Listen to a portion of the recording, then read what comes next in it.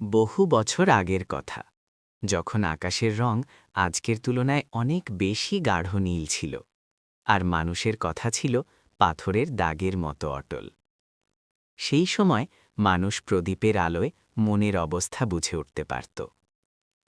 আরবের এক বিস্তীর্ণ মরুভূমির মাঝে ছিল একটি পুরনো শহর। তার নাম ছিল রায়ান। খেজুর বাগান ও আতরের সুগন্ধে ভরা ছিল শহরটি। কিন্তু এই জাঁকজমকপূর্ণ শহরের এক প্রান্তে জনশূন্য ও নির্জন এলাকায় ছিল একটি বস্তি। সেখানে ভাঙাচোরা কাঁচা ঘরের মাঝে বাস করত এক দরিদ্র মানুষ। তার নাম ছিল বিলাল। বিলালের বয়স ছিল প্রায় ৩৫ বছর। তার গায়ের রং শ্যামলা, কিন্তু তার চেহারায় ছিল এক অপূর্ব নূর, যে নূর শুধু সেই সব মানুষের মুখে দেখা যায় যারা রাতে উঠে আল্লাহর ইবাদত করে। বিলাল পেশায় একজন তাঁতি ছিলেন। তিনি সারাদিন তার পুরনো তাঁতে বসে কাপড় বুনতেন। তার আঙুলগুলো এমনভাবে চলত যেন কোনো সুরেলা বাদ্যযন্ত্র বাজছে। কিন্তু তার নিজের জীবনের সুতাগুলো ছিল জট পাকানো। তার দুনিয়াবি সম্পদ বলতে ছিল একটি ছেঁড়া চাদর এবং কয়েকটি মাটির পাত্র। তবুও তার বুকের ভেতরে যে হৃদয় স্পন্দিত হতো, তা ছিল সবর ও ধৈর্যে ভরা এবং শুকরিয়া ও কৃতজ্ঞতায় পূর্ণ। তিনি যখনই সুতা কাটতেন তখন বলতেন আলহামদুলিল্লাহ, আর যখন সুর তুলতেন তখন বলতেন সুবহানাল্লাহ। তার স্ত্রীর নাম ছিল জাইনাব। তিনি একসময় শহরের এক সম্মানিত পরিবারে জন্মেছিলেন, কিন্তু সময়ের পরিবর্তনে তার পরিবার গরিব হয়ে যায় এবং পরে বিলালের সঙ্গে তার বিয়ে হয়। বিলালের প্রতিবেশী হিসাবে থাকত এক ধনী ব্যবসায়ী। তার নাম ছিল হামিদ। হামিদের ব্যবসা ছিল খুব সমৃদ্ধ। তার বাড়িটি ছিল পাকা ইট ও মার্বেল পাথরে তৈরি। উঁচু দেয়ালের আড়াল থেকেও সুস্বাদু খাবারের গন্ধ ভেসে আসত। এক সন্ধ্যায় সারা দিনের পরিশ্রম শেষে বেলাল বাড়ি ফিরল। তার হাতে ছিল শুধু কিছু খেজুর আর শুকনো রুটি। জাইনাব সেই খাবারের থালার দিকে অবজ্ঞা ভরে তাকালেন। রাগান্বিত কণ্ঠে বললেন, আর কতদিন এভাবে চলবে বিলাল? বিলাল দীর্ঘশ্বাস ফেললেন। তার চোখে পানি এসে গেল, কিন্তু কণ্ঠে ছিল ধৈর্য ও নম্রতা। তিনি বললেন, জাইনাব, এই দুনিয়া একটি সরাইখানা, আর আমরা সবাই মুসাফির। যা আমাদের তাকদিরে আছে তা সময়ের আগে পাওয়া যায় না, আর যা আমাদের জন্য নির্ধারিত তা কেউ ছিনিয়ে নিতে পারে না। আল্লাহ তার বান্দাদের অভাব দিয়ে পরীক্ষা করেন, দেখেন কে তার ফয়সালায় সন্তুষ্ট থাকে। এ কথা শুনে জাইনাব রাগে রুটির টুকরো ছড়ে ফেললেন। তিনি চিৎকার করে বললেন, এই সান্ত্বনার কথাগুলো থামাও। এই আধ্যাত্মিক কথা দিয়ে পেট ভরে না। আমি সম্মান চাই, আমি সেই মর্যাদা চাই যার আমি হকদার। তোমার এই দারিদ্র্য আর এই সবর আমি আর সহ্য করতে পারছি না। বিলাল চুপ করে রইলেন। তিনি কিছুই বললেন না, শুধু নিজের দৃষ্টি নিচু করে রাখলেন। কারণ তিনি জানতেন, যখন মানুষের হৃদয়ে দুনিয়ার লোভ বাসা বাঁধে, তখন হেদায়েতের আলো পৌঁছানো কঠিন হয়ে যায়। সেই রাতে বিলাল আল্লাহর কাছে দোয়া করলেন, হে আমার রব, আমার স্ত্রীকে সন্তুষ্টি দান করো। আমি তোমার পরীক্ষায় ভয় পাই না, কিন্তু আমাকে আপনজনের ঘৃণা থেকে রক্ষা করো। বিলাল যখন দোয়া করছিলেন, তখন তিনি বাইরে কারো পায়ের শব্দ শুনতে পেলেন। ভোরবেলায় জাইনাব চলে যাচ্ছিলেন। তিনি একবারও ফিরে তাকালেন না। তার পিঠ বিলালের দিকে ছিল, আর তার কথাগুলো যেন ছুরির মতো বিলালের হৃদয়ে বিদ্ধ হচ্ছিল। তিনি বললেন, আমাকে থামানোর চেষ্টা করো না বিলাল, আমি সিদ্ধান্ত নিয়েছি। হামিদ ব্যবসায়ীর বাড়িতে কাজের জন্য একজন মহিলা দরকার। সে আমাকে কথা দিয়েছে, আমি যদি তার কাজ করি তবে সে আমাকে সেই জীবন দেবে যা তুমি কোনোদিন দিতে পারোনি। আমি আর তোমার এই দারিদ্র্যের বোঝা বহন করতে পারব না। বিলালের চোখের সামনে অন্ধকার নেমে এলো। এটা শুধু কাজের বিষয় ছিল না, এটা ছিল তার ভালোবাসা আর সম্মানের পরীক্ষা। তিনি কাঁপা কণ্ঠে বললেন, জয়নাব, যেও না। কিন্তু জয়নাব আর থামলেন না। শয়তানের প্ররোচনায় তিনি এক পা করে দূরে চলে গেলেন। শেষবারের মতো বললেন, ভরসায় পেট ভরে না। এরপর তিনি কুয়াশার মতো মিলিয়ে গেলেন। বিলাল দরজার পাশে বসে পড়লেন। তার চোখ দিয়ে অশ্রু গড়িয়ে পড়ছিল, দাড়ি ভিজে যাচ্ছিল।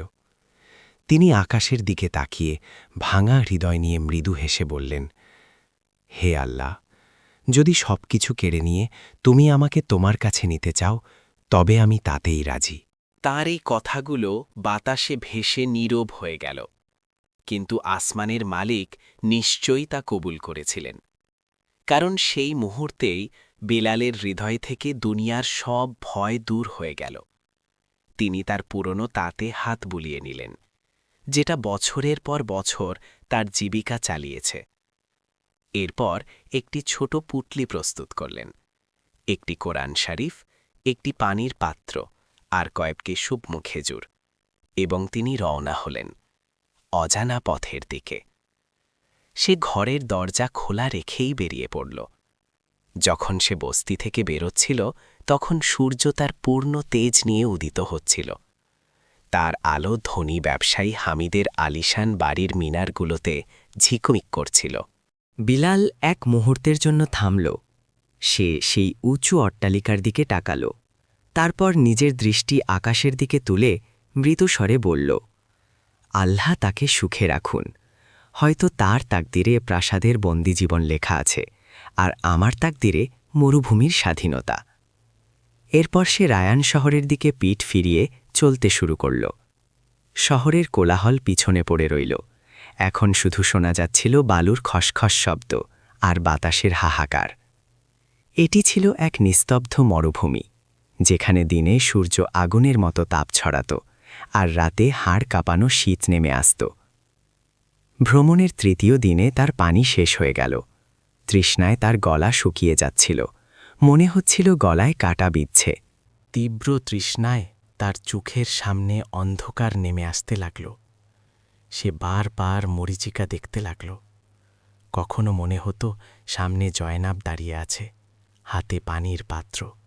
সে ছুটে যেত, কিন্তু হোঁচট খেয়ে পড়ে যেত উত্তপ্ত বালুর উপর। গরম বালি তার মুখ পুড়িয়ে দিত। তবুও সে সাহস হারায়নি। সে বালুর উপর তায়াম্মুম করল এবং সেখানেই জোহরের নামাজ আদায় করল। নামাজ শেষে যখন সে চোখ খুলল, তখন দূরে দিগন্তে ধুলোর একটি মেঘ উড়তে দেখল। বিলাল তার অবশিষ্ট শক্তি জড়ো করল এবং সেই দিকেই এগিয়ে যেতে লাগল, একটি কাফেলার আশায়। কাছে পৌঁছে বিলাল দেখল এই কাফেলাটি কোনো সাধারণ ব্যবসায়ীর নয়, বরং এটি ছিল বিখ্যাত ধনী মীর সুলতানের কাফেলা। তার সঙ্গে ছিল শত শত উট ও অসংখ্য সম্পদ। বিলাল দুর্বল কণ্ঠে বলল, হে আল্লাহর বান্দা, একটু পানি পাওয়া যাবে? প্রহরী তাকে অবজ্ঞার দৃষ্টিতে দেখল।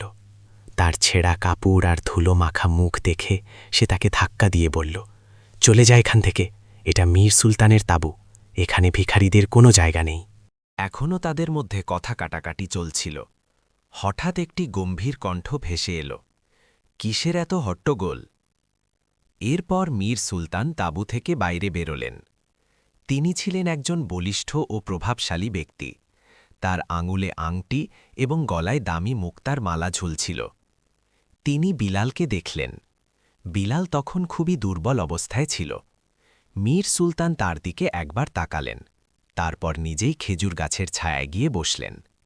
তিনি খেজুর ও পানি খেয়ে আল্লাহর শুকরিয়া আদায় করলেন। রাত নামতেই কাফেলায় হঠাৎ হইচই পড়ে গেল।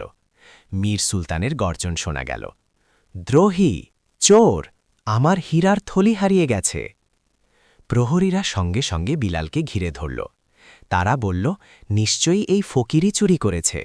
যখন পানি দেওয়া হচ্ছিল, তখন সে আমাদের মালপত্রের দিকে তাকাচ্ছিল। মীর সুলতান রাগে পাগল হয়ে গেলেন। তিনি নির্দেশ দিলেন, তল্লাশি করো, যদি মাল না পাওয়া যায়। কিন্তু বিলাল শান্তভাবে বলল, আল্লাহর কসম, আমি চোর নই। আমি তো শুধু আমার তৃষ্ণা মেটাতে এসেছিলাম। কিন্তু ক্ষমতার নেশায় অন্ধ মীর সুলতান তার কথা শুনলেন না। বিলালের হাত খেজুর গাছের কাণ্ডের সাথে বেঁধে দেওয়া হল। তার পিঠে চাবুক পড়তে লাগল। প্রতিটি আঘাতে তার মুখ থেকে শুধু বের হচ্ছিল, ইয়া আল্লাহ, ইয়া রহমান। চাবুকের আঘাতে বিলালের পিঠ ক্ষতবিক্ষত হয়ে যাচ্ছিল। অতিরিক্ত ব্যথায় সে প্রায় অচেতন হয়ে পড়েছিল। ঠিক তখনই কাফেলার একজন বাবুর্চি চিৎকার করে উঠল, হুজুর থামুন, পাওয়া গেছে, হারানো থলিটি পাওয়া গেছে। সবাই এক মুহূর্তে থমকে গেল। বাবুর্চি কাপা হাতে হীরার থলিটি মীর সুলতানের সামনে তুলে ধরল। মীর সুলতানের হাত থেকে চাবুকটি পড়ে গেল। পুরো কাফেলা লজ্জা ও হতভম্মতায় ডুবে গেল। একজন নির্দোষ নামাজি ও মুসাফিরের ওপর যে অন্যায় করা হয়েছিল তার জন্য সবার মুখে অনুতাপের ছাপ ফুটে উঠল। মীর সুলতান দ্রুত দৌড়ে বিলালের কাছে গেলেন। তিনি নিজের হাতে বিলালের বাঁধন খুলে দিলেন। তারপর মাথা নত করে বিলালের পায়ে পড়ে বললেন, আমাকে ক্ষমা করুন। বিলালকে বেঁধে রাখা অবস্থায় মীর সুলতান তাকে কাঁপতে কাঁপতে তুলে ধরলেন। তার চেহারায় এখনও এক অপূর্ব নূরের আভা ছিল। তিনি মীর সুলতানের চোখের পানি মুছে দিয়ে হাসি মুখে বললেন, আমার কাছে ক্ষমা চাইবার কিছু নেই। আপনি ক্ষমা চান রব্বুল আলামিনের কাছে। তিনি আজ আপনার কষ্টের প্রতিদান আপনাকে দেবেন, ইনশাআল্লাহ।